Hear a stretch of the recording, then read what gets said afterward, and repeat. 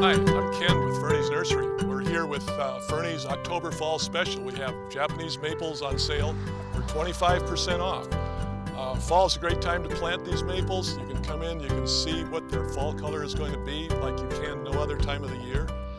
It's a safe time because it gives the plants a chance to get established before spring and the warm weather comes the following fall. We've got a huge selection. We have Japanese maples that only get 3 foot tall. We've got other Japanese maples that get 25 feet tall, and all different colors of foliage and all different shapes. Okay, well, I think we're ready to plant one. I just want to give a demonstration of the proper way to do this. I like to plant a tree out of a container. It's the very best thing. They're all established. There's no transplanting shock. You just take it out of the pot, you put it in, you dig a hole about double the size of the diameter and at the very same depth as the root ball. So go ahead, get your hole measured out, come over, grab the tree, take it out of the pot. If it's stuck in the pot, just tip it over and tap the pot with your shovel a couple times.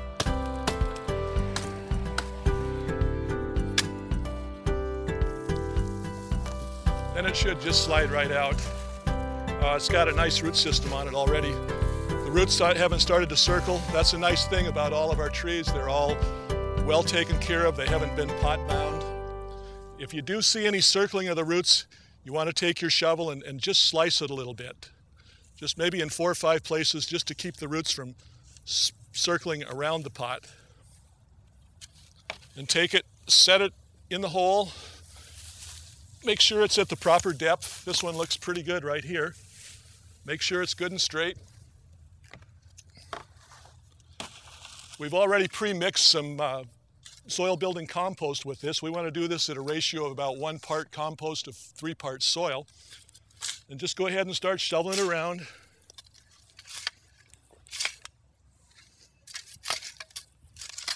All right. At this stage, I like to build a dam around it just before it's completely full in order to hold water. I want to put a lot of water in it for 2 reasons. One, I need to hydrate the tree. Second thing, I want to get rid of all the air pockets that are down in the root zone, and that's the very best way to do it.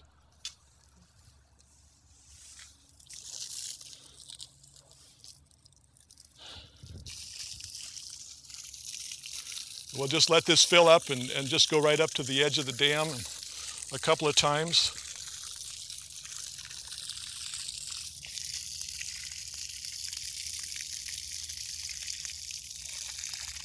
You can see how that, if you watch closely, you can see the bubbles come out. And when you see bubbles come out, that's a good sign. That means that the air is getting settled in there.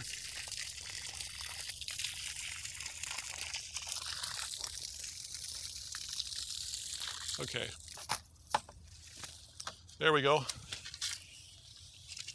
Now we'll just let that water settle down there and let it disappear. Then we'll finish filling the dirt in. Looks like the water's settled pretty good now. I'll go ahead and finish filling it in. I'm going to be real careful not to bury it too deep. I don't want my soil to be any higher than the top of the existing root ball. And we'll just pack that in good and make sure that it's good and solid. Level it out. And if you want to, it's probably a good idea to keep that dike intact so the next time you water, you can keep the soil and keep the water inside that root zone. And it doesn't have to be much of a dike this time of the year. Once the fall rains start, you don't have to worry about it too much. But I wouldn't let the heavy dew and the light rains fool you. It still needs some water until all the leaves are gone. So that's how you plant a Japanese maple. And we want to invite everybody to come down to Furney's in October, take advantage of the 25% off on all of the Japanese maples, no matter what size. We're going to have pumpkins. We have a giant maze for the kids to play in. We have fall mums, everything you need for fall. And we've got a great gift shop too. Take a preview of what we're doing in our Christmas gift shop too.